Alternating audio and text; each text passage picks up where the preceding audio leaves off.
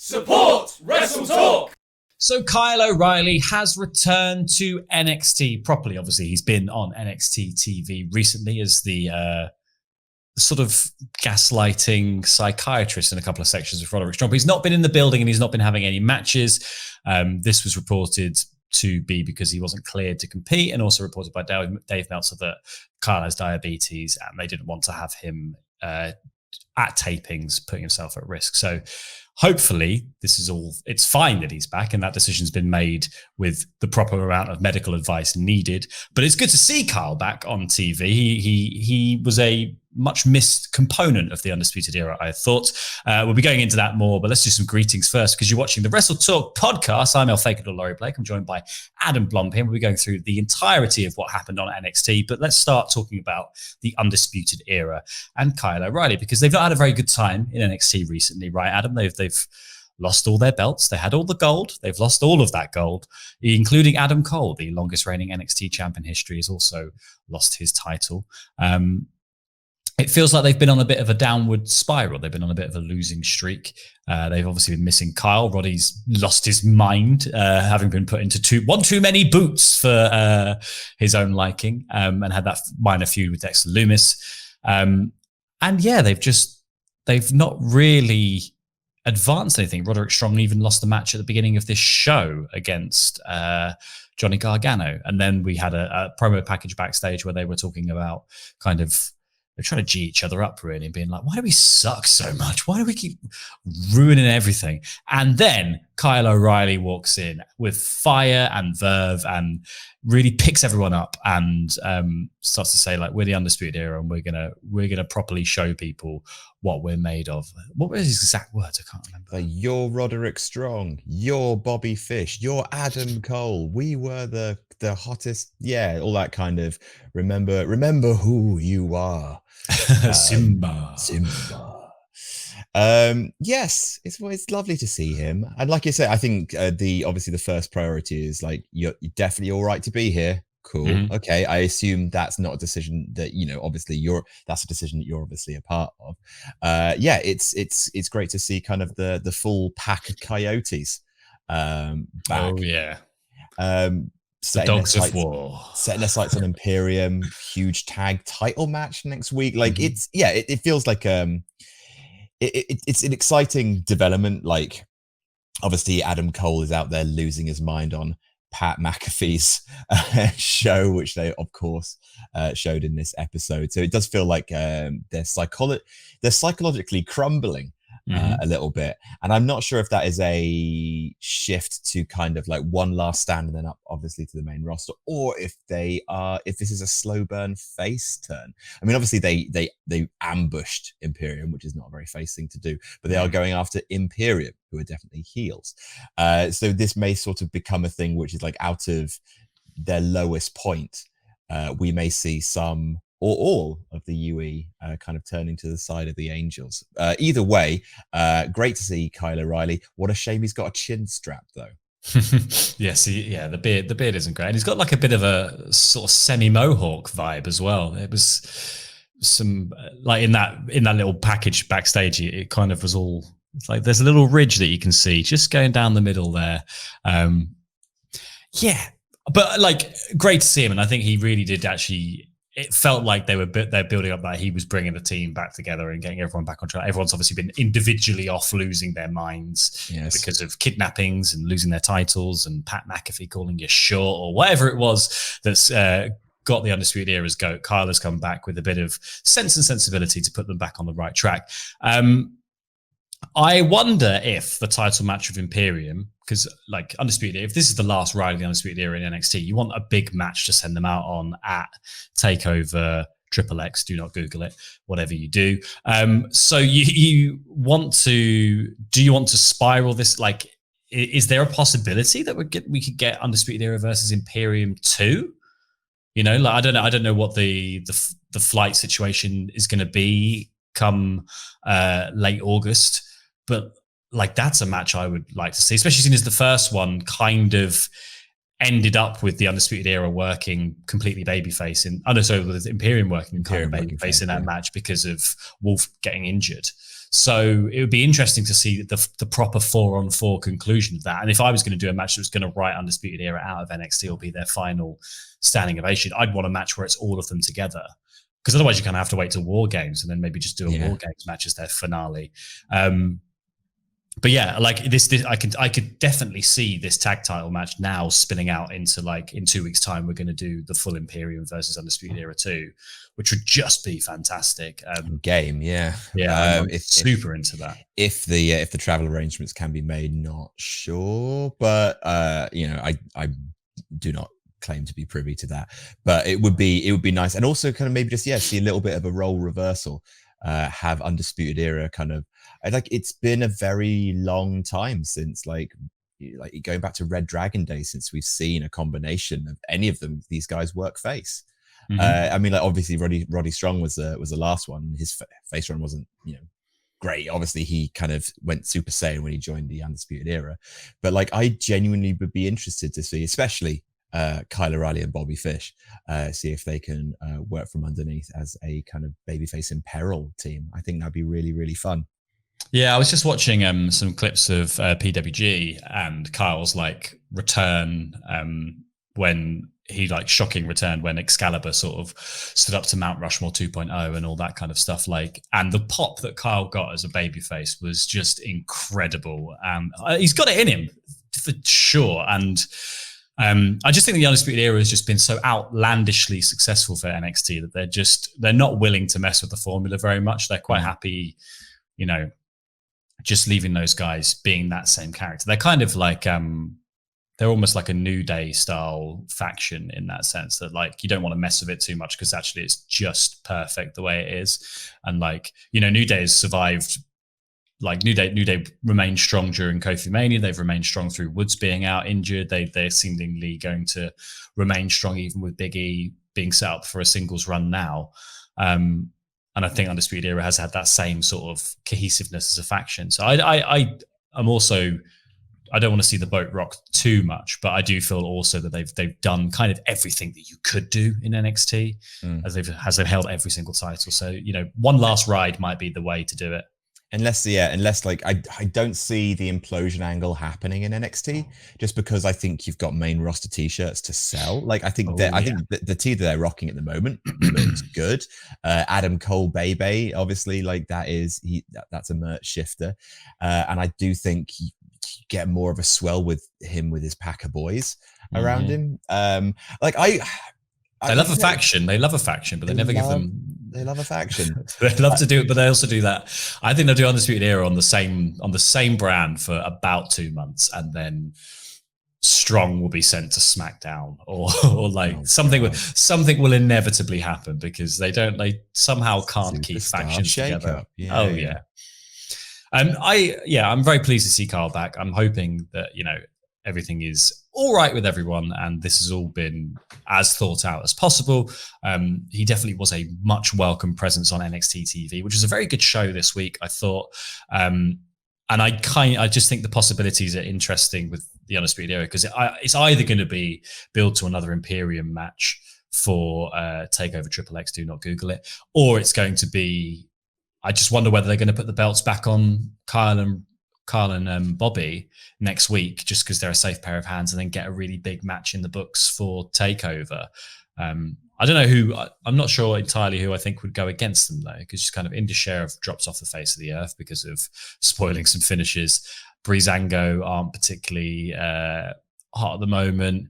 You've got Everrise, who getting a lot of TV time recently. I wonder if you could do a Franken team for that a quick match or whatever. I don't necessarily think the Undisputed Era have another tag run in them. I tell you what I would be interested in seeing, and I don't think you need to implode the team to do it. I think you could see on TakeOver the Undisputed Era Fatal 4-Way. And you don't have to have them stuff. It's just the idea that's maybe they pitch it to William Regal being just look, I think we need to get something out of our system. We need to all get on the same page. I think we need to let off some steam. I think, because Kyle really kind of got in these guys' faces. everyone's feeling down about themselves. I think it might be interesting to sort of see, like, just from a psychological perspective, it's a weird match. But I think it's got a good psychological grounding to it. I don't know if that's enough for WWE to put on this match.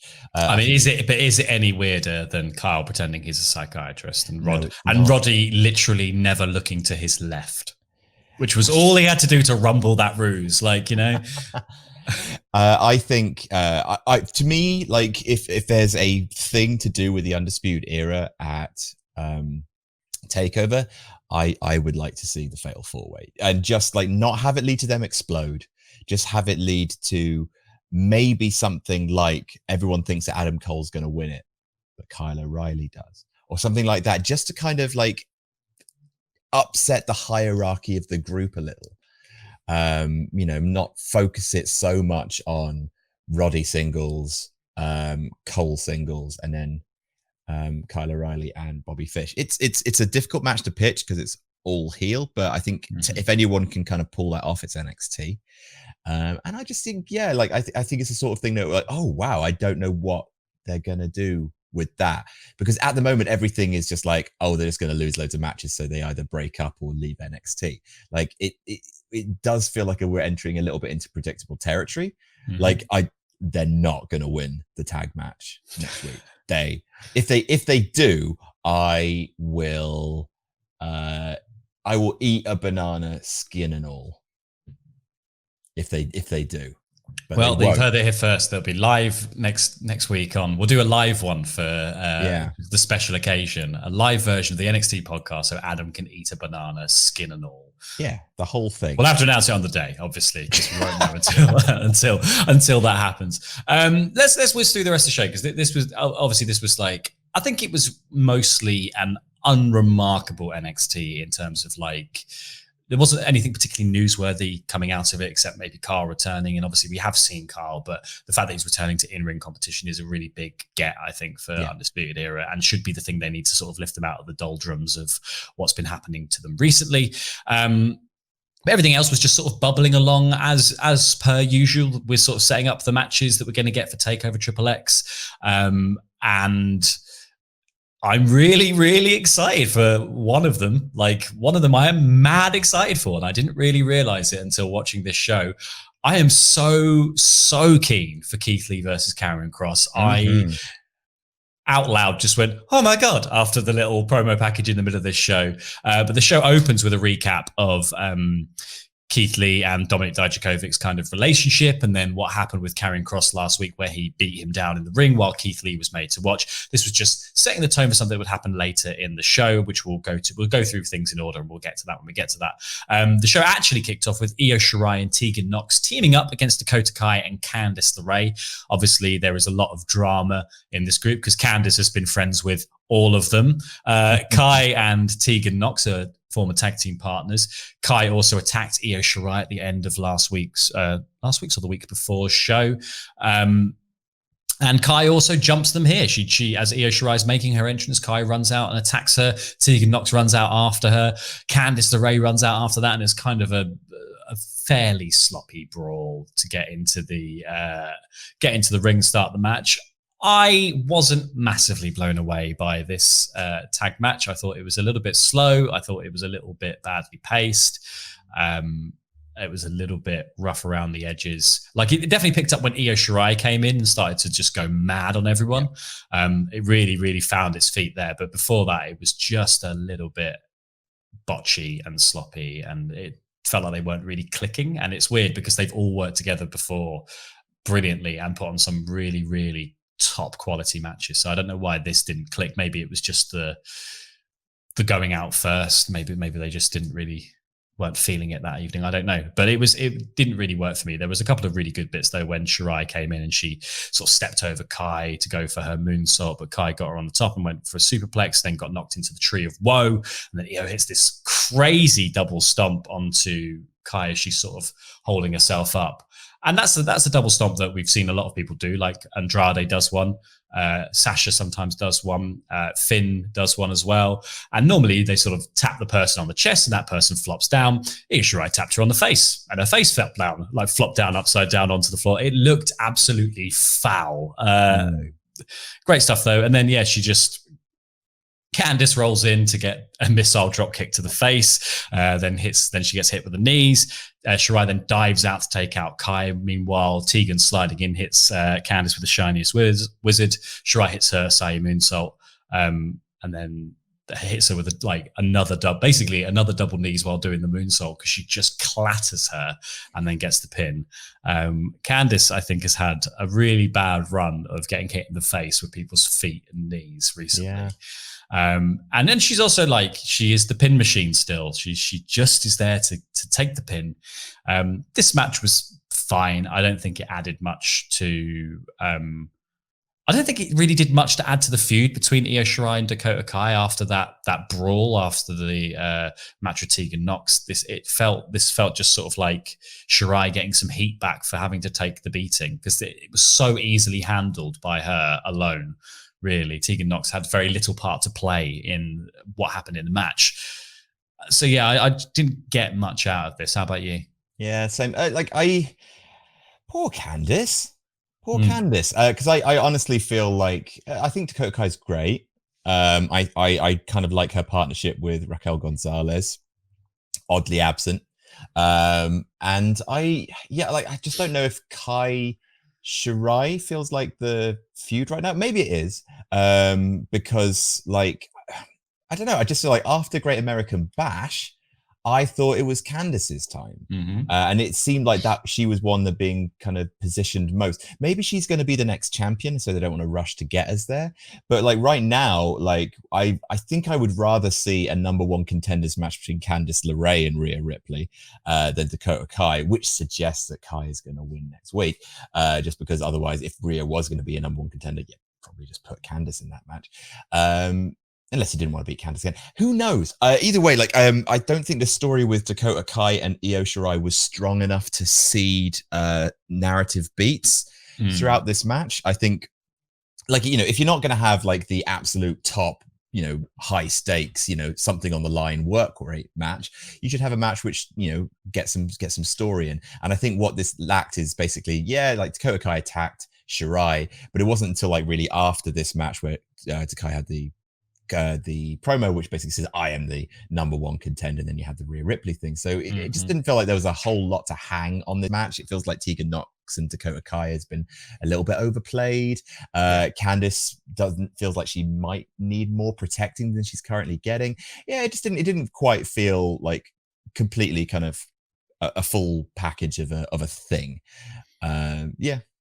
Yeah, and I agree. I think Candice is getting really short shrift here because I think I think her and Johnny's story is one of the more interesting ones in NXT that they could play with. It's something they haven't done before.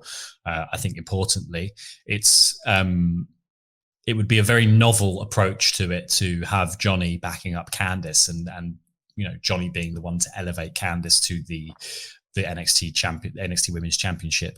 Yeah. And I hope they do start doing that soon because I do think that's really worthwhile and really interesting. And I think Johnny's got a lot to offer in that regard with obviously he's great and very good at the wrestling bit of it, but I think he's got a lot to offer just in terms of being a background character to somebody else's rise, which I think is fair enough because Candice did that for the last 5 years of NXT for Johnny, and took such a backseat to everything that he did, not even being involved in takeovers beyond to be there for Johnny's matches. So I would really like to see that story play out. And I think Candice has a lot to offer in this heel turn. And I think it really felt like it was going to go places and it stalled immediately. And I'm a bit upset that that's kind of what's happened here because to them we're just getting retreads of who can go against Dakota Kai at short notice? It's obviously Tegan Nox. It's we've done that feud. We've buried that. I feel like that's completely done. The Io Shirai and Dakota Kai one hasn't hotted up in the way that you think it would after Dakota Kai attacked Io post-match in her debut defense of the NXT Women's Championship. So it just, nothing really clicked here for me. It just felt like a load of loose threads that never really got tied up.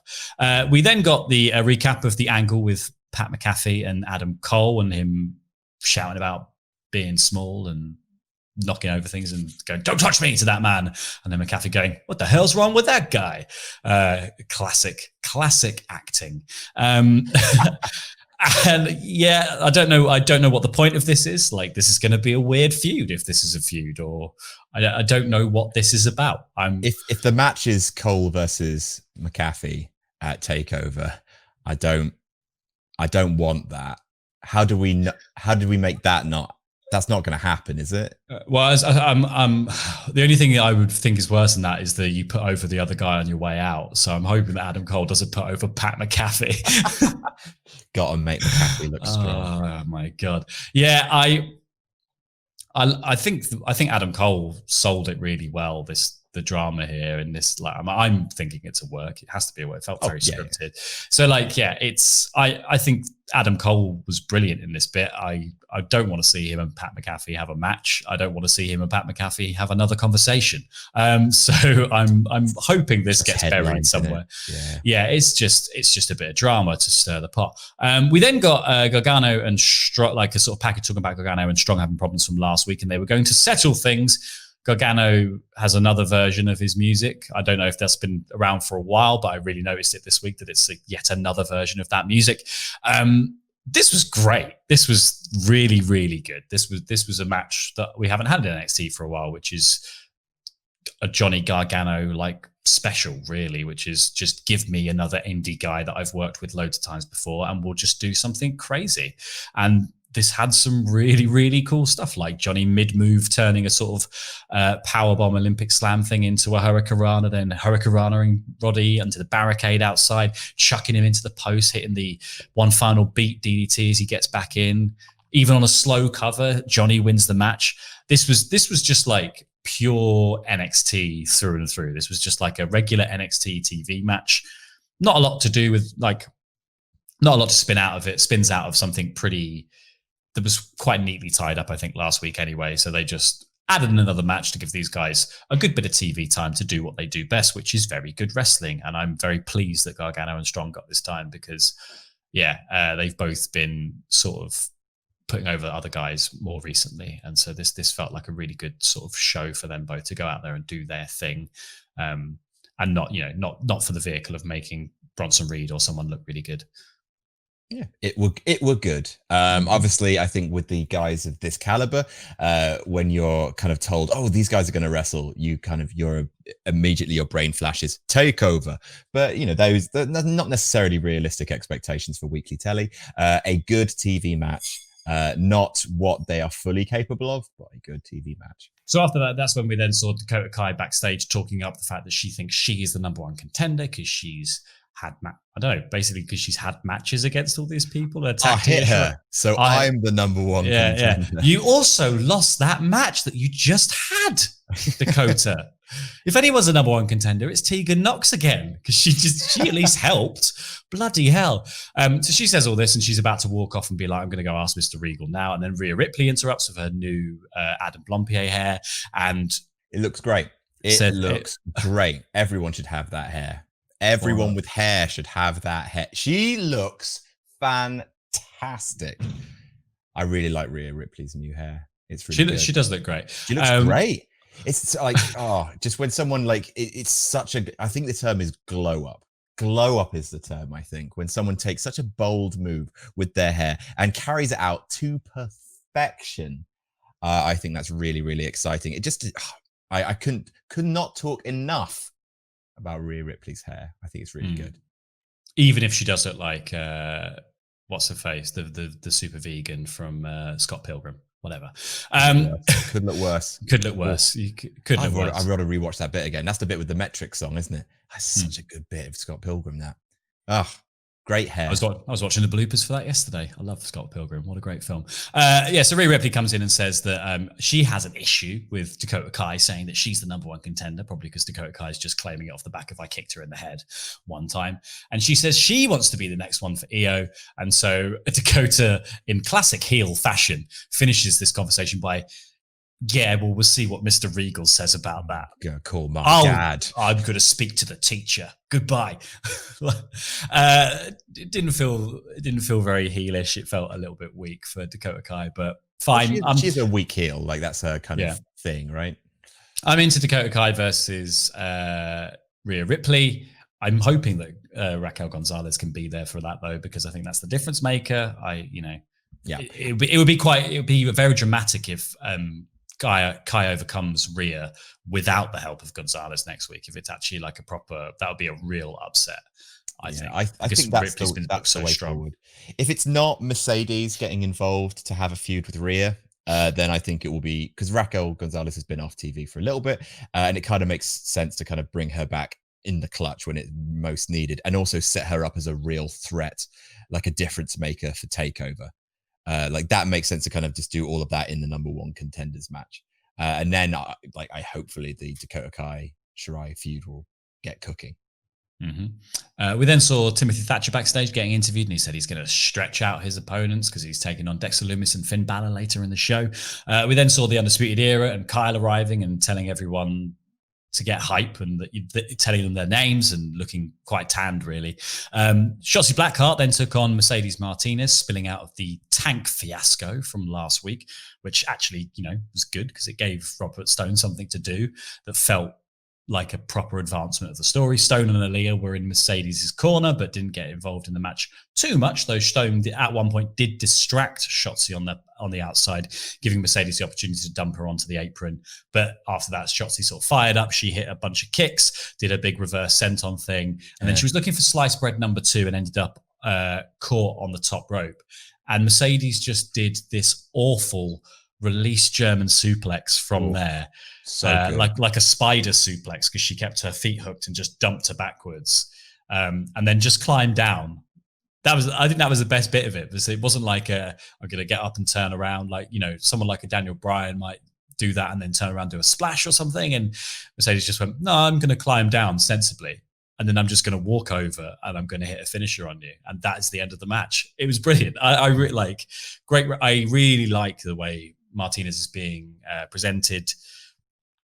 She's different enough from Shayna Baszler that I think those kind of we're kind of getting around those comparisons now. I love the Mortal Kombat look when she comes out as well. The sort of like she's got sort of a mix of Katana and Sub-Zero about her. It's brilliant. I think it's great that the Robert Stone brand finally has someone signed to it that's actually like worth talking about in actually making, like, being involved in so much of NXT TV for Robert Stone when absolutely nothing. What happened there in the background? I think a bowl fell on the ground. Are you right? She's fine. It's okay. It's okay, everyone. My lord, it's been an NXT podcast of interruptions today. Is it going to be a tag match being set up at the back of this? I just really enjoy Mercedes Martinez on the Robert Stone brand. I think it's really clever booking. I wonder if they're going to get rid of Aaliyah at some point as part of that storyline. But why was she out there? Is Robert Stone going to bring his entire brand every time every time? I thought it was fine. Like I said, the first week after signing a new person, Robert Stone having a small but not overpowering impact. And then basically, just being just like, look, cool, she's good. Yay, she's good, isn't she? Having a little bit of he's got his comic big shoe there. Mm-hmm. Doing, fine. Yep, progress. Why not? Yeah. And I'm excited to see where it goes, because I think Mercedes Martinez is definitely one of those names you want earmarked for a championship opportunity down the line, because I think she's definitely got an air of like could have a very long reign with that NXT women's title at some point. Probably not for a while. I think like we've probably got Rhea winning it again before that. We've probably got Candice as well, because those stories feel a bit more locked in to some degree. But I could definitely see Martinez winning it at some point. We then got a package for Ridge Holland, who I meant to look up before this, who he's been over in NXT UK, and he's making his debut for NXT next week, which was later revealed to be as part of a triple threat with Damian Priest and Oney Lorcan. It was a bit had smacked of Peaky Blinders, this, or like some sort of Jekyll and Hyde style. It just had a cobbled street vibe, is what I think, but not in a Coronation Street way, like in a, it's trying to be edgy cobbled streets. It looked pretty good. I don't really know what more to say about it than that, because it was just a sort of hard, like it was not quite as cool as all of NXT's other promo packages have been. And Ridge Holland is a dreadful name. Ridge Holland. Ugh. Yeah, it does sound like a really bad crisp, doesn't it? You eating your Ridge Hollands today? They're the medical crisps. The medicinal crisps, yeah. Calpol flavoured Ridge Hollands. But yeah, it'd be nice. It's always good when you get a fresh face in NXT, and being immediately inserted into a big triple threat match with Damien Priest and Oney Lorcan. One, means he's going to get the absolute S word slapped out of him, but two, like, that's going to be some really good TV time on NXT next week. You have to imagine, like, so far the triple threats have been given a good 15 minutes of the show. So unless they're going to do some major schmoz in this match, I imagine he's going to get a really good long showing in his debut match for NXT, which is great. We then got Keith Lee coming out because he wanted to address Karrion Kross, and this was the moment where I was like, oh yeah. I am so bloody keen on this feud. I can't even explain how excited I am to see this takeover match, because it has to be a takeover match, and if they don't do it on takeover, I'm going to be very, very cross. I'm going to write a letter to William Regal, which he'll appreciate because he's old school. So he goes out and says he wants to address Karrion Kross because he said, people have been talking about me standing by while Dijak was in the ring, but Dijak is a full-grown man and he made his choice. And he says, like, you've come after me and you've done so much extra bull S word. He dropped a swear on the telly. He did it twice. He dropped 2 swears, and everyone was like, oh, in classic wrestling fashion. But it was really good. Like, Keith Lee is such an amazing talker, and this was really powerful. It was the perfect time to drop it. Really well done. And he said, and all of that chat, all of that stuff you've said, all that extra stuff, all means nothing when you won't come and do the one thing that I'm doing in the ring, face to face, man to man, calling me out. And he says, so I'm calling you out, Karrion Kross. And then Cameron Grimes into it. It's so good. He has properly elevated himself into Vicky Guerrero heat territory. He's just got that style of delivery that's so irritating, but also charismatic enough that you're not like completely get off my screen. It was, I roared with laughter when Cameron Grimes came out, because I knew what they were doing. Like, everyone knows what they're doing. He comes out, Cameron Grimes, and just like you just like, oh, he's gonna get murdered, because Keith Lee is just standing there, just looking with a kind of vein throbbing in his forehead. Oh, really funny. And it's like it doesn't even bury Cameron Grimes because he's just such a good foil. It's like he really added. It's like, yeah, intense moment, bit of light. Bit of a breather, bit of catharsis, and then another really intense moment. Like, this segment really worked. Like, it was the only. It was a bit of a low key NXT this week. Not a huge amount of like pulse pounding kind of stuff. Like, good stuff, but not as good as last week in terms of like high octane. But this promo was the bomb. It was absolutely fire. And yeah, so Cameron Grimes comes out and he's going, Cameron Grimes is going to come for the NXT Championship, and he gets on the apron. He's going, Keith, can you not hear me here? Keith. And Keith Lee just turns around straight into a choke hold. Choke slams him over the top rope like it's nothing, and then slams him up and down in the corner. But as that happens, the lights go out. Scarlett appears in the spotlight to watch. Grimes, trying to use that distraction, leaps in to do the cave-in, but gets caught in a spirit bomb. And then Scarlett introduces Karrion Kross on the screen, who's been filmed in extreme close-up. And he says, what kind of a man makes the choice to stand by and do nothing while his friend suffers? You give me my shot at the NXT Championship. You can do it the easy way or the hard way. And you don't want to know what the hard way is, because everyone will suffer. TikTok. And then Keith just goes, yeah, fine, pick the time and place, and I'll whoop that ass. I will whoop that ass. Yeah, you're cool, Keith Lee. Every single bit of this was perfectly done. I think you're completely right. That, like, even the Cameron Grimes moment, that moment of like heightened suspense and just cutting it with a very well done comedic bit from Cameron Grimes, who is that kind of perfect annoying heel. And you also get, off the back of that, you get to see how strong Keith Lee looks as the champion, and like how angry and upset he is as well. And then you get that spirit bomb. Oof. That big challenge from Karrion Kross, which I'm hoping is setting up for TakeOver. It has to be setting up for TakeOver. Yeah. Which does put you in the very tricky predicament of who's going to win the old TakeOver match, because I do think Karrion Kross should win. Just story-wise, I just think Karrion Kross winning feels like it makes the most sense for the way he's been presented so far. But man, I don't want Keith Lee to lose the NXT Championship so quickly after winning it, unless he is off and up onto much bigger things. So yeah, really, that is going to be so hard to predict when we have to do that one. I think that's going to be like, I'm really going to agonize over that choice, but I cannot wait to see that match, because big guys throwing each other around is my jam.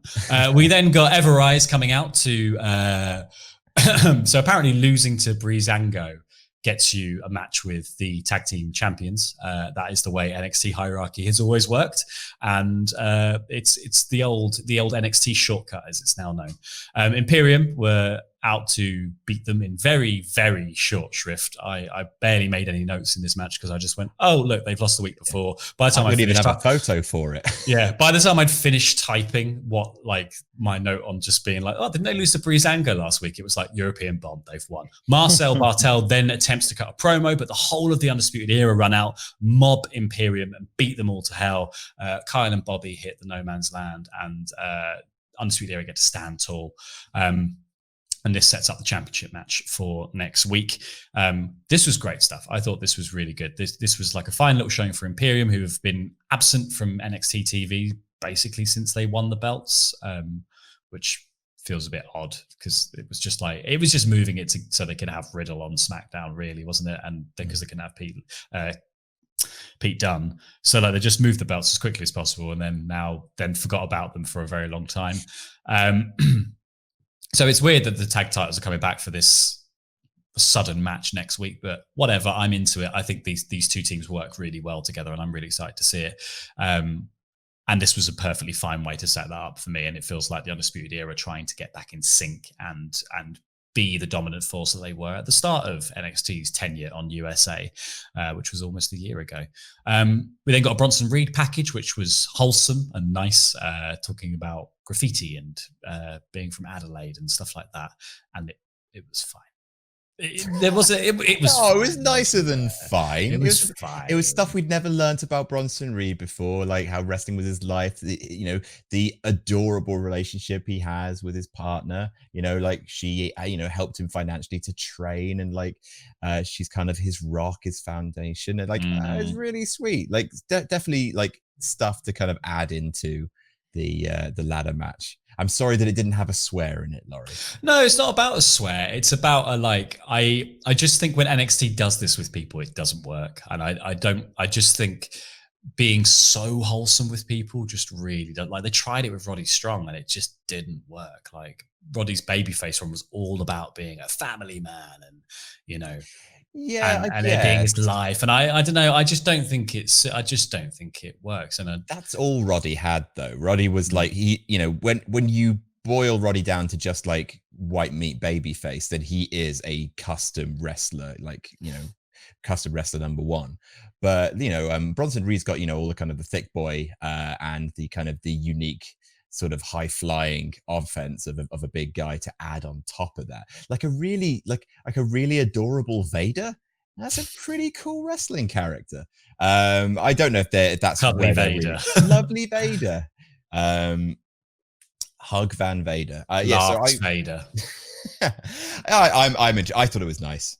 I'm not a broken-hearted cynic like you. No, well, that's what you get. Balor was then seen warming up for the match later in the night. He picked up his jacket, and then you saw Dexter Lumis sort of lurking in the background, but nothing was said, which I think was well done on NXT's part to not be like, oh my God, is that Dexter Lumis? That's Dexter Lumis there. What's he doing there?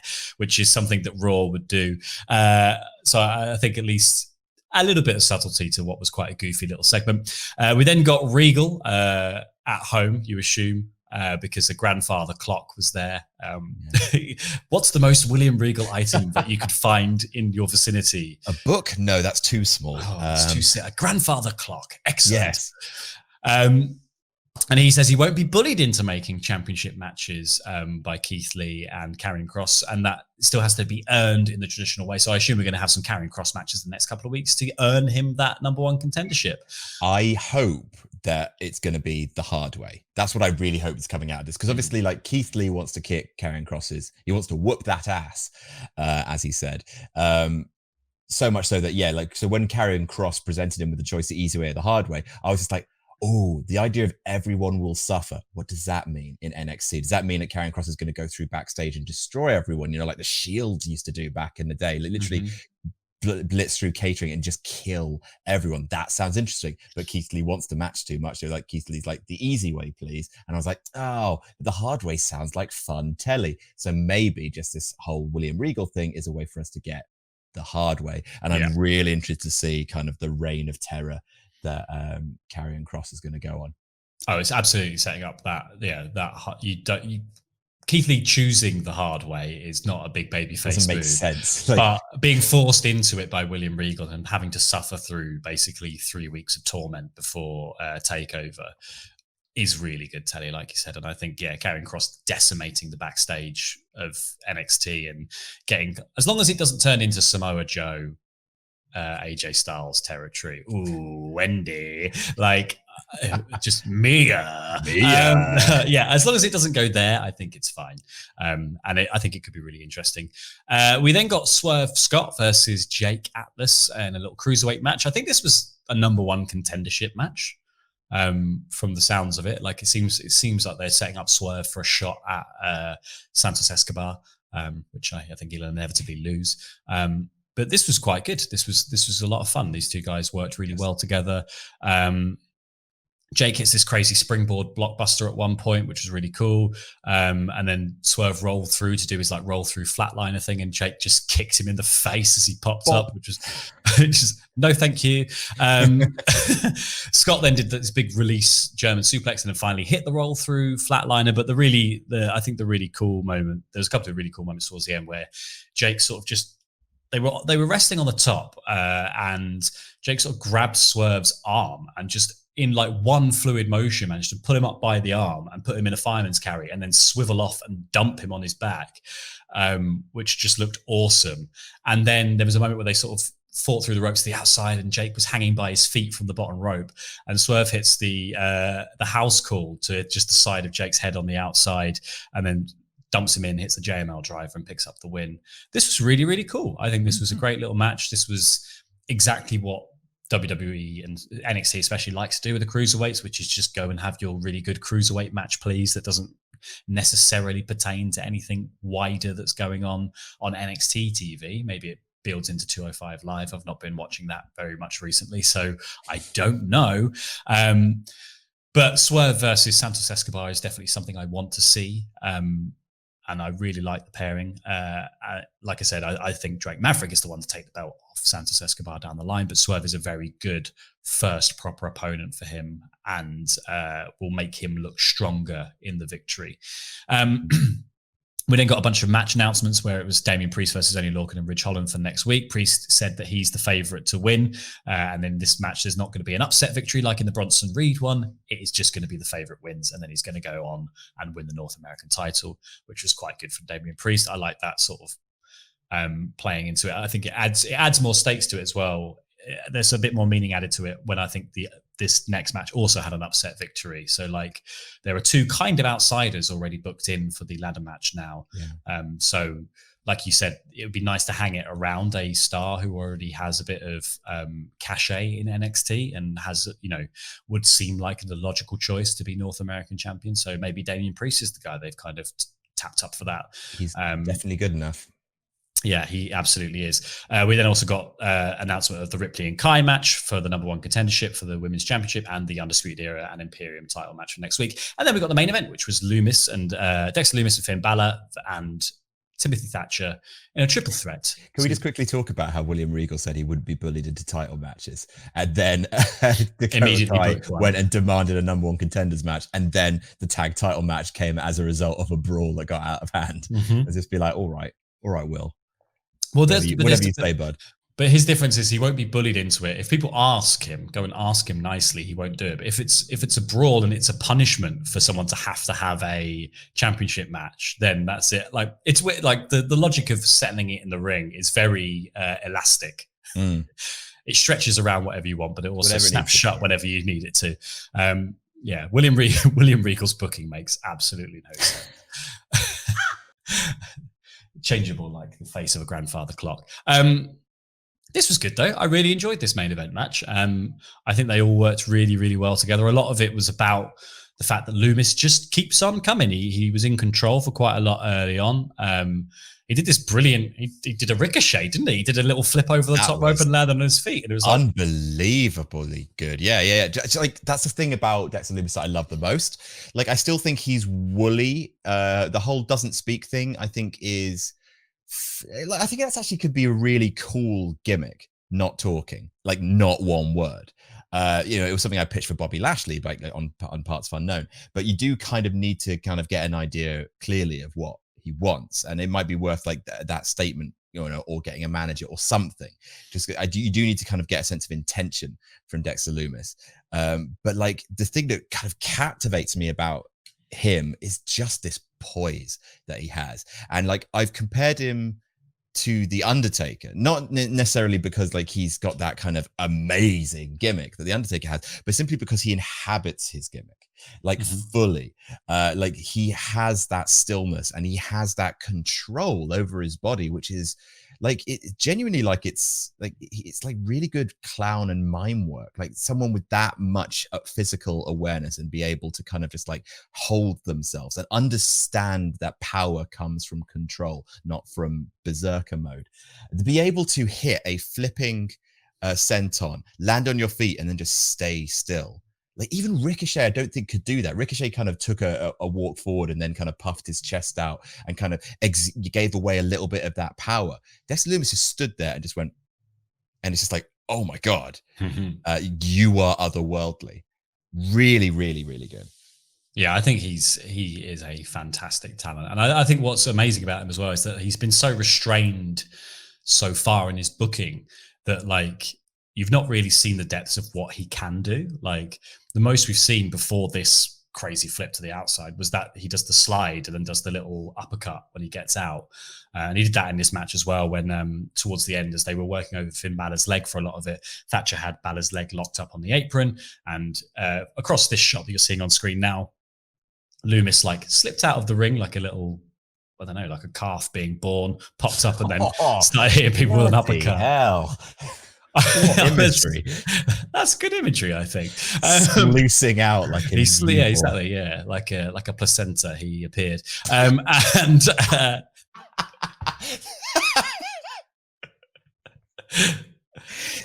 been having his Ridge Hollands. That's it. Someone's been having his Ridge Hollands.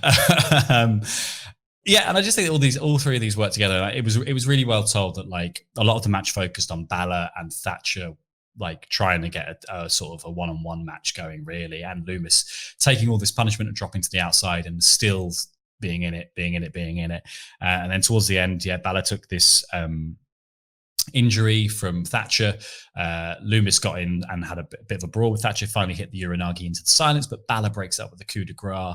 And then as he sort of goes to pin Loomis, Thatcher drags him off and locks in this horrific looking ankle lock. But then Loomis just sort of snakes in to the background like, hey guy, and then locks in his own silence, and Thatcher passes out, which allows Balor out, but that's Loomis winning the match. Really, really good stuff. I just think I felt like Loomis was a character that wouldn't necessarily just work thrown into random matches with like really top level guys unless there was some sort of build into it. And this proved that wrong. I think he actually his thing does just work across the board. And I think it's like you said, because he has such good character work and he's got such a way of reacting to everything as Dexter Loomis, the character, and not just being like, I'm just a wrestler, so I should just do, this is how a wrestler would do it. He's always like, this is how Dexter Loomis, the character, would react to all of these moments. And it's always with an eerie calm. Yes. And that actually, it's starting to get over now, I think. Like it felt a bit goofy the first few times you saw it. Like in the breakout tournament, I thought the Dexter Loomis character was a bit like, yeah, we're not really into it. But the more I see of him, the more I'm like, yes, this is really for me. I think if this was happening in front of a crowd, he'd be a lot more over by this point, just because, like I said, he's just nailing too many spots. Like he's really reliable. He's got a kind of a consistent presence. I think fans would really kind of react to that kind of stuff, and like I think as well in a way that you don't necessarily get with the kind of the manufactured crowd that we currently have. Which is not, again, I don't want to rap on those guys too much because I do think NXT is better for a bit of life around the ring, but I think if you had like a smarter crowd, I think they would have kind of like they elevated the Velveteen Dream way back when. It's almost like the crowd work and the crowd being amused by Dexter's weirdness is a bit that we're really missing out on. It's kind of, it might be enough to complete his character. I'm not sure. Maybe like a little bit more intent and a bit more of an understanding of him might be there as well. But I think, I do think it's a shame that we're kind of missing out on the crowd being able to react to, like the Ricochet flip. People lost their mind. That was so nuts. Overall, I think a very good episode of NXT. It wasn't like right home about newsworthy, but it really had a lot in it that was really good. Like this was like, I think Gargano and Strong was peak NXT TV match. Like it was just kind of the archetypical NXT TV match, which is very, very high quality. The main event was great and had some really crazy spots in it. Keith Lee and Karrion Kross promo that kind of came around the middle of the show was perfection. Like that was a wrestling promo done absolutely perfectly. That is the build to a match that I was already excited to see, but I am now desperate to see. And there was a bunch of other stuff that was very, very good and going places. And I think the weakest point of it for me was that opening match. I just didn't really click with where that was going story wise, but I think everything else has set up all the dominoes very, very nicely to knock them all down in time for TakeOver Triple X. Please don't Google it. How about you? Yeah, I agree. A solid show. Like you say, wasn't anything kind of massively explosive.